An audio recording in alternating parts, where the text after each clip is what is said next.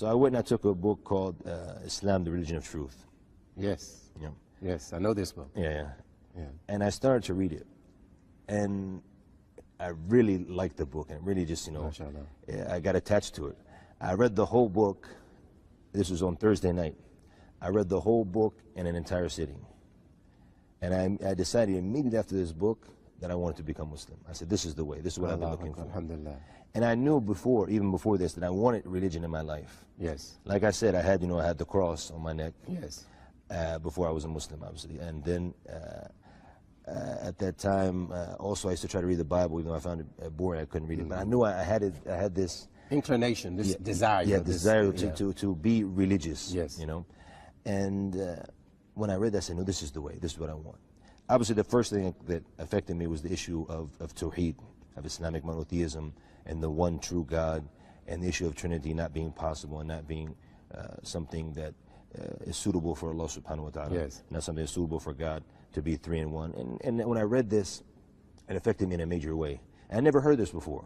Yes. We grew up, three in one, And all of a sudden, I realized that what I'm reading is actually, this is the truth, and what I've been taught since a young boy, it's not. It's not true. It's simple as that. As simple as that, yeah. So this is one thing that affected me. Another thing which a lot of people might find strange, it really, really affected me, is when he was talking about, the author, he was talking about the prayer and how the Muslim prepares for the prayer, his 5 daily prayers, and in the routine he goes through, the rituals he goes through to prepare himself for prayer. One of the things that he mentioned was, first of all, is that a Muslim has to be in a place where nobody else can see him. He has to conceal himself when he uses the bathroom. Yes.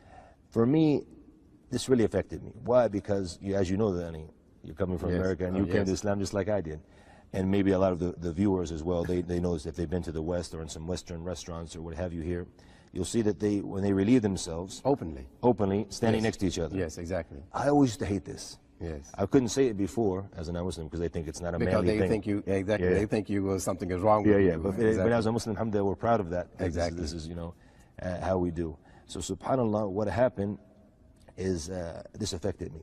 The second thing is they said that when a Muslim relieves himself, he sits down. When he urinates, he sits down. And this also is not a manly thing. Yes, exactly. In the West. Even before Islam, the Prophet ﷺ, Prophet Muhammad, may the peace and blessings of Allah be upon him, the Arab used to make fun of him because he used to sit down. Yes. And say this is not a manly thing, just like in our customs in America. Exactly. So I used to love to sit down, which you're not supposed to do in America, Yes. But so when I found the Muslims did this, it really affected me because it's something I've been doing all my life. Obviously, when you're in the bathroom behind closed doors. Of course. So this it affected me big time. Wow. And this is what Muslims don't realize is that, when you implement Islam, the effect it has on the non-Muslims. And I'll tell you a quick story about an older lady who was in the United Kingdom. She worked in a university, and her job was washing the clothes and then ironing the clothes of the students. So she noticed and we will tell the viewers, maybe some non-Muslim viewers don't understand why a Muslim would sit down and go through all this trouble.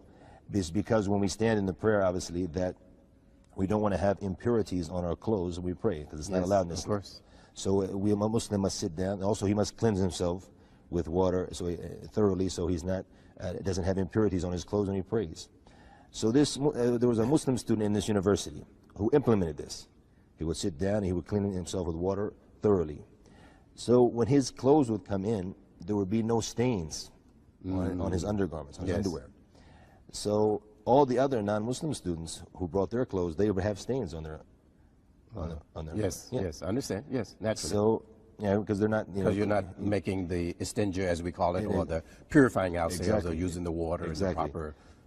So when she saw this Muslim student never had stains on his undergarments, she was, as they say, curiosity killed the cat. But in this situation, actually, it saved the cat. Yes, because what she did, she said, I have to ask this guy why he doesn't have any stains like all the other students. So she asked him, and she had been doing this job. She said, I've been doing it for 25 years, she told him. She said, why are you different? He said, it's very simple, because he said, the fact is I'm a Muslim, and I'm ordered that if I want to pray, to do what?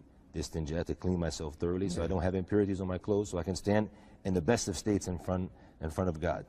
So when she heard this, she said, a religion like this, it has to be the religion of truth. Allah, so she, mashallah, she became Muslim right after hearing after knowing this fact. And also, this is one of the things that affected me majorly. So I decided the next day, I decided I wanted to become Muslim. So I called my friend's father that day, or early in the morning actually, and I said, I want to become Muslim. What do I do? He said, after Maghrib, you come to me, and, oh no, before Maghrib, and he was like an hour before Maghrib. He said, catch the metro and come to D.C., and we'll go to the Islamic Center in Washington, D.C. Yes. I don't know if you've been there before. Yes, I've been to it several times. With all the flags. Yes, exactly. Near the Embassy Row, where we call it. Exactly. Yeah. So I went there, and Maghrib, I prayed Maghrib. I wasn't a Muslim at the time. I prayed Maghrib with the Muslims. I was just, imitating what they're doing, just following them. Yes, exactly. So after that, he said, no, we have a brother who wants to become Muslim. So I got up in front of the masjid, in front of the brothers, and I made my shahada, and I became Muslim. And that was in January, the beginning of January 1994.